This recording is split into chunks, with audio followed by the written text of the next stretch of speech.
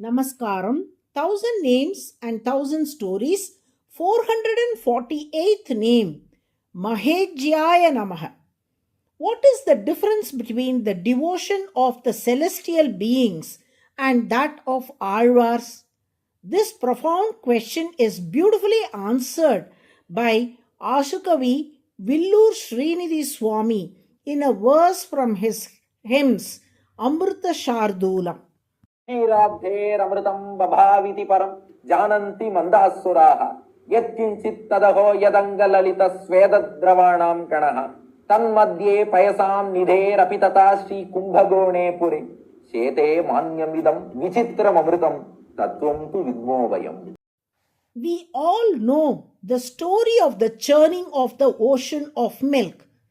When the Devas, that is the celestial beings, were defeated by the Asuras, the demons, they sought a way to regain their lost kingdom of heaven. In that desperate state, they turned to Lord Vishnu, who was reclining on the ocean of milk. Lord Vishnu advised them, if you churn the ocean of milk, you will obtain Amrita, the nectar of immortality. By consuming this nectar, you will gain long life and physical strength. With that strength, you will be able to easily defeat the demons. Thus began the churning of the ocean as guided by the Lord. Since the Devas had lost their strength, Lord Vishnu advised them to seek the help of the Asuras in churning the ocean of milk. He suggested that the Devas promise to share the nectar of immortality with the Asuras based on the principle of mutual effort or diplomacy through agreement. However, Lord Vishnu also advised that once the nectar was obtained, it should not actually be given to the Asuras. Instead, they should be tactfully deceived so that only the Devas would benefit from it. Thus, using Mount Mandara as the churning rod and the serpent Vasuki as the churning rope, the Devas and Asuras began to churn the ocean of milk. To prevent the mountain from sinking into the ocean during the churning, Lord Vishnu assumed the form of a tortoise, Kurma Avatara, and supported the mountain on his back. As the churning continued, many wondrous things emerged from the ocean of milk. The celestial elephant Airavata, the divine horse Uchchaishravas, the heavenly Parijata tree, and the deadly Halahala poison, among others. Among the treasures that appeared was the goddess of beauty and prosperity, Mahalakshmi, the divine embodiment of nectar in feminine form. Her emergence and subsequent marriage to Lord Vishnu is a story in itself. Lord Vishnu then appeared in the form of Dhanvantri, rising from the ocean of milk with a pot of Amrita, nectar of immortality, in his hands. Seeing that the nectar was finally within reach, the Devas rejoiced with great anticipation.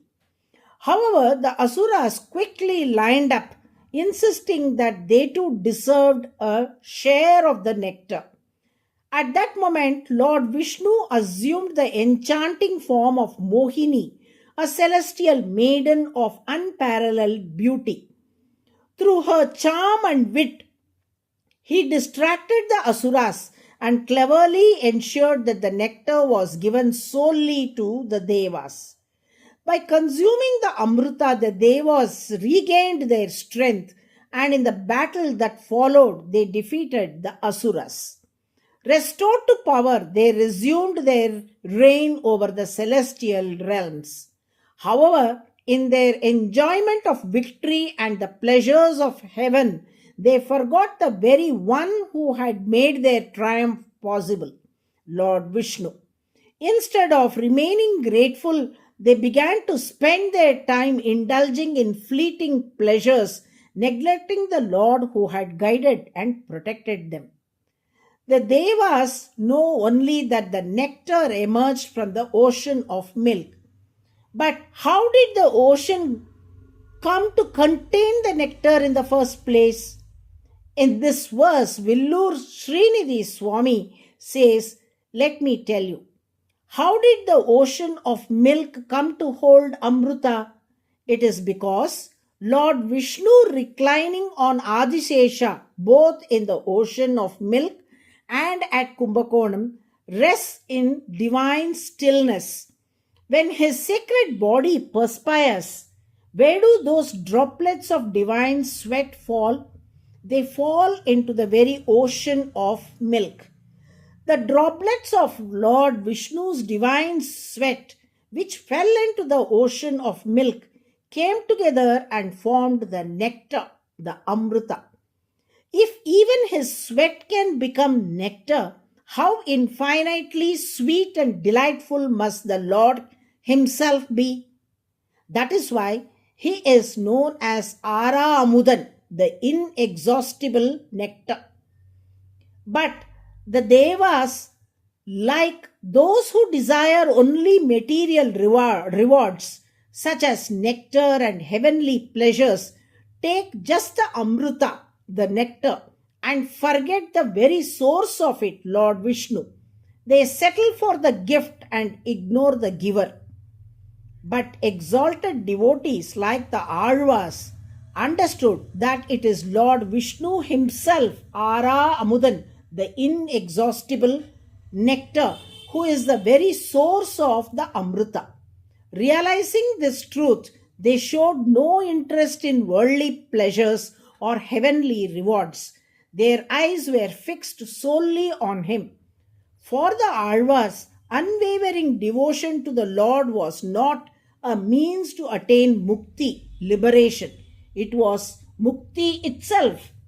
To remain in constant loving service and remembrance of his divine feet was for them the highest and final goal. But to serve at the sacred feet of the Lord eternally, that in their eyes was the true moksha, liberation. The highest form of devotion is that which seeks nothing else but the Lord himself without any desire for other rewards.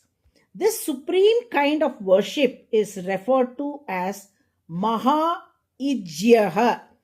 The word Ijyaha means worship and Maha means great or exalted. So MAHEJYAAYA refers to one who is the object of highest worship. Lord Vishnu is called MAHEJYAAYA because he is the sole object of pure selfless devotion, the kind shown by the Alvas and other great devotees who have no interest in worldly or heavenly benefit. Instead, they long only to worship and serve him with unwavering love. This name, MAHEJYAAYA, is the 448th name in the Vishnu Sahasranamam. Those who chant MAHEJYAAYA NAMAH daily with devotion are blessed by the Lord to advance swiftly and deeply in their spiritual journey. Narayana, Narayana.